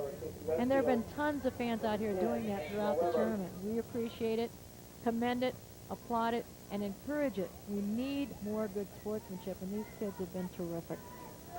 The parents are always very supportive, I think, in these high school state tournaments, and wear their daughters' numbers and really get involved in group cheers. And batting for the Warriors is Weber. Angela Weber, she's a freshman. She's batting in place of Dara Thronberg. Coach Thronberg giving Weber a chance to get a little tournament experience here. Looking forward to the future, maybe. I don't think he took Dara Thronberg out because she's not hitting. I don't think so either. And Angela Weber, the freshman, is hitting a hefty .355 during the season. So obviously another good hitter, in the lefty as well. She goes down swinging after tipping that one, but she got her chance in championship game and went down making it work. And now coming up to bat is Kylie Redmond. Redmond, who has been doing everything a leadoff hitter could be. She scored every time she's been up. She has a single and a walk, reached on an error last time up, fouls that one off. She gets her money's worth on the swing. She takes a very strong swing. She's one of the slappers that can hit the ball relatively hard. Defensively back in for the Vikings is Kelly Porter. She was pinch hit for her, but she's back in at second base. As you look at Kim DeYoung, Kim done a nice job. She's settled down nicely since the third inning. That ball is shot from Redmond, who proves again she is quite the hitter. She rounds the base. Base hit. The really good thing about a lot of these KZ batters is they are not just slappers. You look for the slap and they drill the ball through the infield. And they always find the holes. There was a big hole between right up the middle, and she found it, sending it past Kim DeYoung. And that brings up Sarah Lamont. Sarah flied out to the shortstop her last time up and walked the 2 times before that. She has scored in the game. Nikki Sweats has cut off a lot of high pitches. See if they run with a good lead and 1 out on the Speedy Redmond on the base pass. Good lead. Sweats grabs it. Look, nothing going.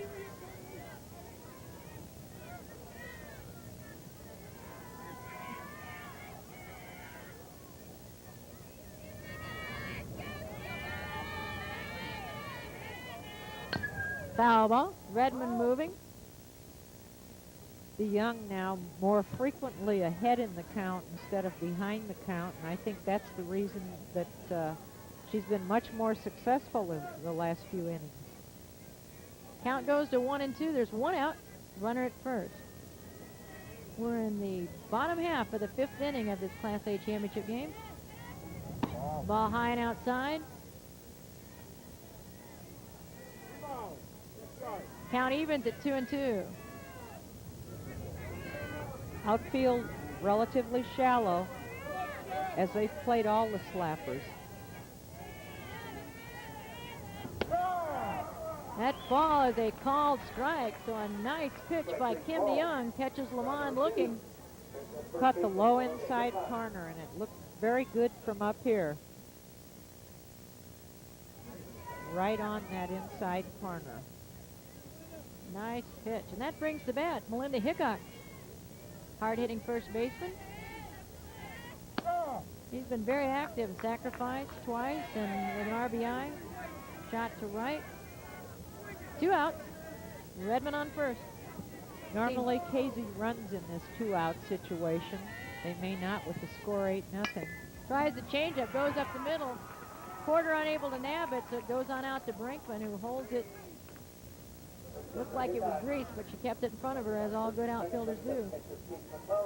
And that's going to bring up Katie McClellan. Coach Thronberg discussing either strategy or what he would like McClellan to do here with her. Well, the catcher, the sophomore, a rather tall catcher, has done a nice, quiet job directing Heather Black, a nice sophomore batter.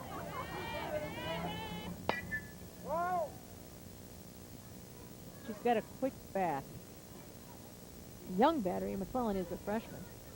She does have a quick bat. She's batting in that number 4 spot.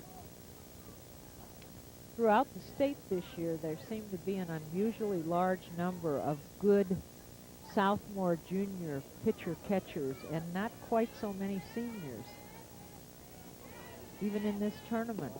Ball's outside. Sweats has trouble with it, and the runners advance. It moves Redmond to third, and Hickox hustles down to second, scored on a pass ball. The tough thing for a catcher in this play is you're looking up to see where the runners are, and the ball's in the dirt, and it's already going to be hard to throw it. And next thing you know, it's through your legs. In this case, the right-handed batter actually caused her more problems because that's where the runners were headed. Right, that's correct on the throw to third base. Hard to throw through somebody. Particularly a 5'10", 6-foot type girl. Oh, there right. it is. That ball, boy, that advancement proves to be painful. As the runner scores, that puts Redmond again scoring. So she has now scored 4 times, brings to third base Hickox, and on down to first is McClellan. And here comes another sophomore. Now there is a 10-run rule, as you see Redmond score run number 9 in high school softball, such that if the team is up by 10 runs after 5 complete innings, the game could be ended. So right now, Roger King comes in to talk about a substitution, as Denny Thronberg does the same thing. Kemper will run for McClellan.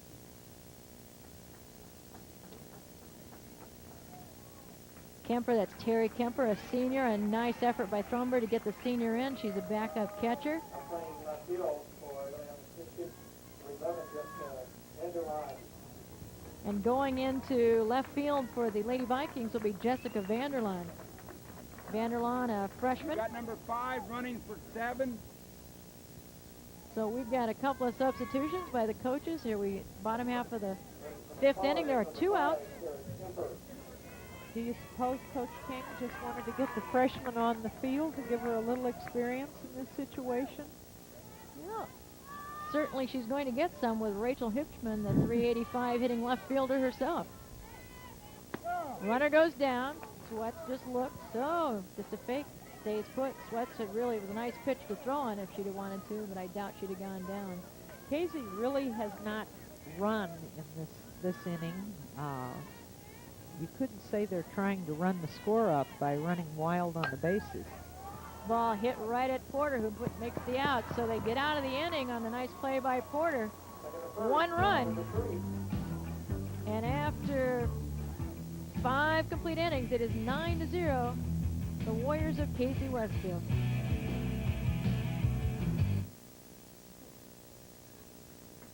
What a gorgeous shot of the moon above on this beautiful last day in May.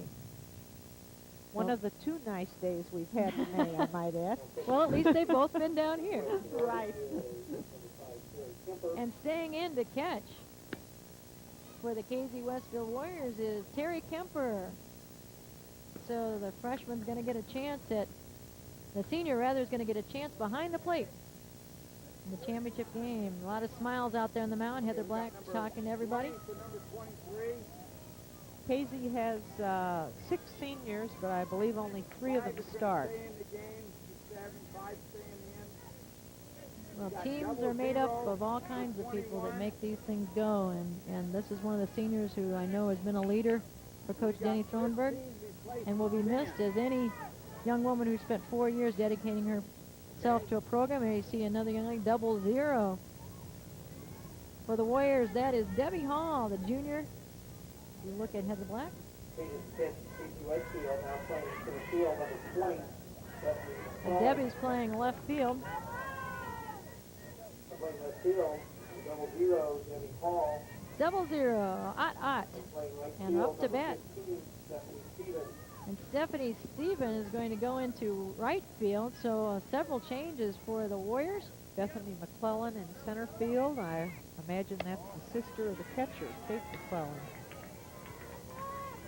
So a great move by Denny Thronberg to give some of those kids who have worked so hard a chance to also play in this game, and their job is to hold this lead. So a rule that we have in softball that you don't see in baseball is the re-entry rule, which gives coaches a lot of options on putting that great catch. Illiana Christian can just not buy a break as Thronberg again on the nice play at second. She has been a vacuum cleaner out there. She's having a good time tonight. As you see her timing her jump just correctly there, and also using both hands to catch the ball, not one hand, and I'm sure that Coach Thronberg teaches that, as do almost all high school coaches. And that brings up Autumn McGathy, who also went to Thronberg, now down to third base, and it's thrown over by Redmond to Hickox for the out. So that is out number 2. And we'll bring up shortstop Julie Miedema. Illiana Christians hit a lot of atom balls, and the ones that were in the gap, somehow Casey's gotten to a large part of those. One of the hits, though, for this Viking team has been by Julie Miedema her last time up. Singled. She'd like to start it again and get a rally going. This is an outstanding team, these Vikings of Illiana Christian, who just have not grabbed the lightning in this game so far. Well, they had a couple of bad innings, and that's easy to do, particularly against Casey. Good teams kind of make for bad innings sometimes. The last few innings of their game today against Herscher, they batted against a freshman relief pitcher who did not have a great deal of speed, and sometimes it's very difficult to come back then against a fastball pitcher and be right in rhythm with that speed from the start of the ball game. Ball hit, fouled off. Count goes 2-2. 2 outs. Top half of the 6th. Black has had everything her way this evening. Good defense, a lot of hitting behind her, and has been ahead of the batters most of the evening. She's been very relaxed out on the mound, as anyone with a 9-0 lead would normally be. She started out that way, though, too, and she doesn't seem to be changing any with Kemper behind the plate calling the signal. She had one little stretch in this tournament against Harrisburg where she walked in a run, and that's the only time that she really lost control of the situation, and it was very brief. Thronberg looks the ball in a glove, goes to Hickox for the out, for out number 3, off the bat of Julie Miedema. And after 5.5, it's 9-0, Casey. Well, it could end here. Will it be a state championship since 1990? They need one run. Do the Warriors and Tricia Hupp, the shortstop, will lead it off. We're in the bottom half of the 6th with them leading 9-0. Again, we have a 10-run rule, so if they were to score, that would end it.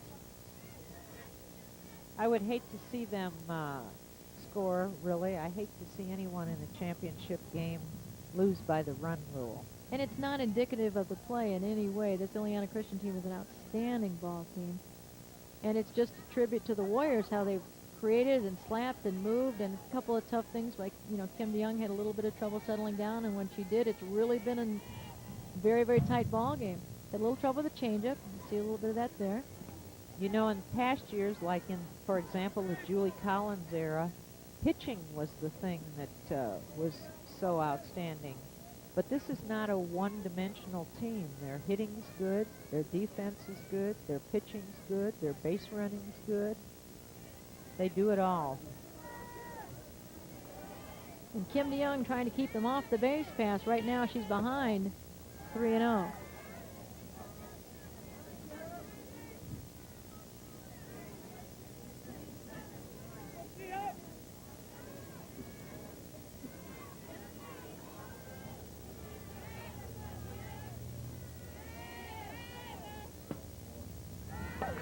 And hop on with a walk. So a dangerous base runner goes down the base pass, and that'll bring up a pinch hitter, Heather Sander. Heather is a pitcher, I believe, and actually warmed up today when Casey had a few problems with Harrisburg, but Heather Black settled down then, and she didn't get in the game. Sanders is senior, one of their 6 seniors. Hitting .296 for the season, pinch hitting. And she's in for Heather Black, so she could be coming in to pitch. But as we mentioned before, with the re-entry rule, Black can come re-enter in her half if they desire. Looks at strike one.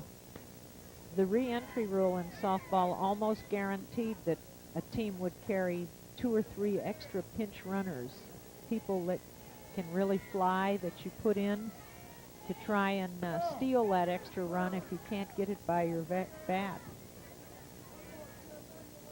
The Warriors not running and trying the arm of Sweats behind the plate. Get a good look at Heather Sanders.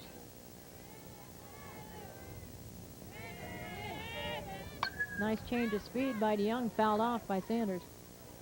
You know, there's parity in Class A softball now. There were 5 new teams in this year's tournament that had never been here before. And then there was Illiana Christian, which had been here 3 times. Williamsville, last year's state champion, that had been here 5 times. And Casey, the perennial power, that had been here 12 times.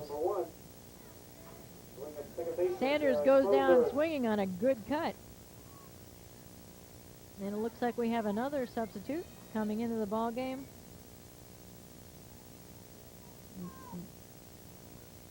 There's the rise ball, the pitch that's hardest to lay off. Again, it was out of the strike zone. Coming into the ball game is going to be Lindsay Sanders, a freshman. Lindsay is a third baseman. For the year, she's hitting .419. So right through this lineup, the Warriors have people hitting 300 and 400. They are tough to stop. She's probably the third baseman of the future when Redmond goes on. She certainly had a chance to learn from a wonderful leader and athlete. One of the best. Kylie Redmond is outstanding. Runner at first. 1 out. Bottom half of the 6th inning. Class A championship game.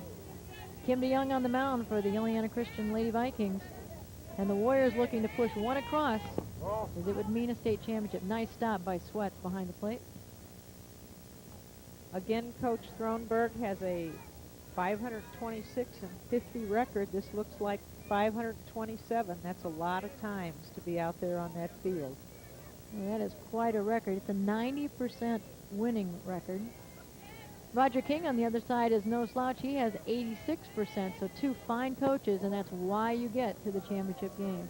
Good coaching, good talent, and a little bit of luck. A little bit of luck is always involved in a championship game. Thronberg mulling over his strategy here. He's got a runner on first. There's 1 out. He's done an excellent job of getting everybody into the game. That ball is a nice pitch by DeYoung, evens the count at 2-2. Actually, DeYoung looks like she's throwing the ball the hardest of the evening in this inning. Last couple innings, she's really put some fire on the ball and she's done a great job in a tough situation.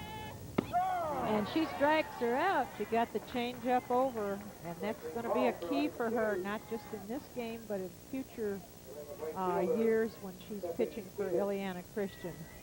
And coming up to bat is Stephanie Stevens. So another pinch hitter.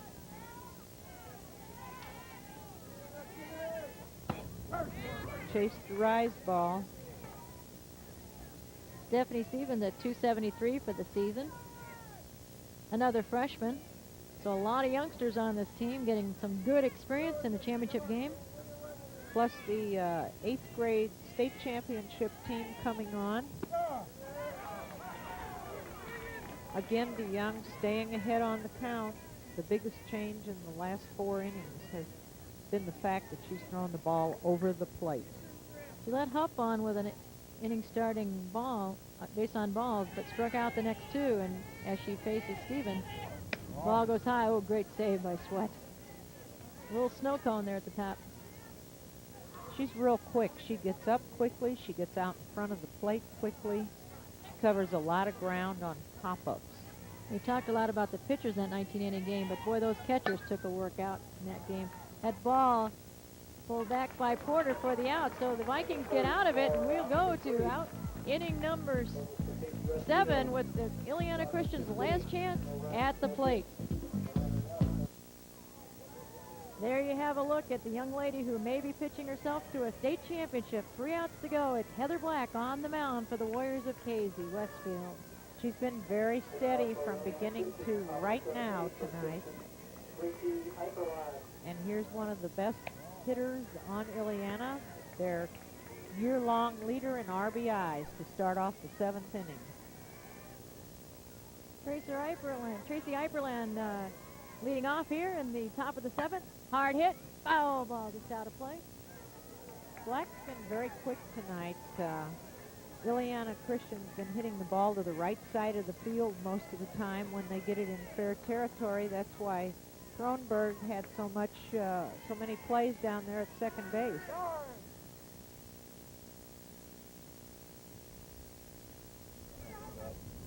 Timeout. The ball that went out was thrown over the fence onto the field. Slows down play just a little bit. Well, we've got to compliment Assistant Executive Director Sue Henriksen for the outstanding leadership she's provided to the sport of softball and to this tournament in particular. They're going to do it again next week with the Double-A. Of course, Barb Waddell and Ken Ayers here at Pekin, and to announcer Bob Neal and the great grounds crew at Pekin Park District. They've just been outstanding. We appreciate also our super crews here at Sports Channel have gotten us great shots and a great night.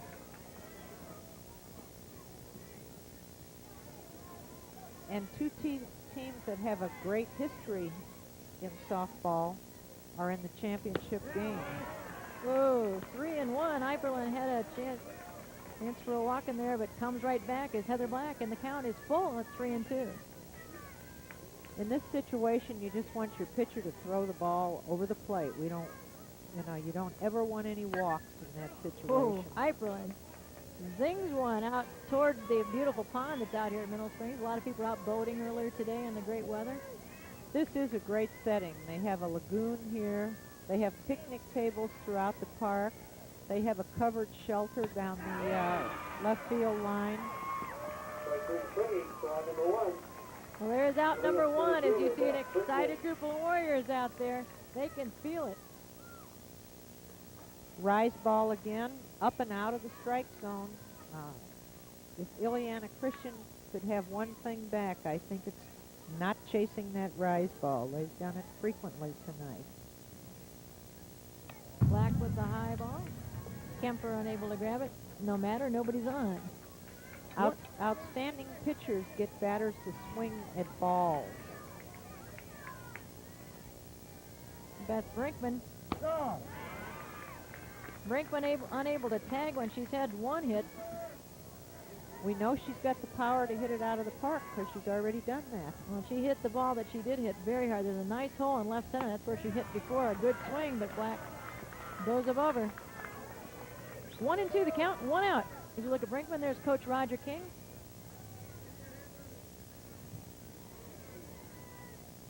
Black stares down at Kemper for the sign. Going high with her. And when she went for it, they knew. Black's rise ball is really jumping. Well, Lori, we're one batter away, possibly, and the Warriors are just feeling it now. They're signaling two, but I think what they're ready to signal is number one. They want to be the state champs. They're thinking about how all that work's paid off. A long season, and it's about to end here tonight. And Black's got 2 more years to throw that rise ball at hitters. It's okay if you're from Casey, but if you're anywhere else, it's a little frustrating. Count goes 0-1.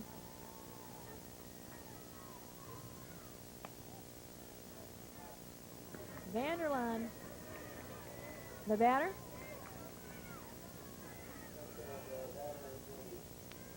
I imagine the Casey fans are getting their cameras ready.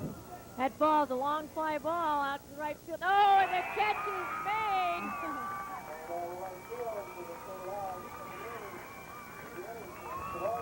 And that is the ball game. You see the happy Warriors of Casey-Westfield meeting on the mound for the last time this year, but this time they meet as state champions. As you see, a very proud Illiana Christian Lady Vikings group together. The final score, 9-0. The box score there for you as you see the hugging that goes on and the happy, calm, and congratulatory face of Denny Thronberg. There's your Class A champs, Casey-Westfield. Inside, Coach Thronberg is as happy as those girls, but he has to be calm and cool. Well, he's done an outstanding job of putting together a program. These young ladies have exhibited everything it takes to be champions, as has Illiana Christian. But the champs tonight in 1996 come from Casey. Also, competition in the finals, as we mentioned before. So for everybody here, and Lori Ramsey, this is Ann Penstone saying goodbye. The preceding has been an exclusive presentation of Sports Channel. Will be telecast tomorrow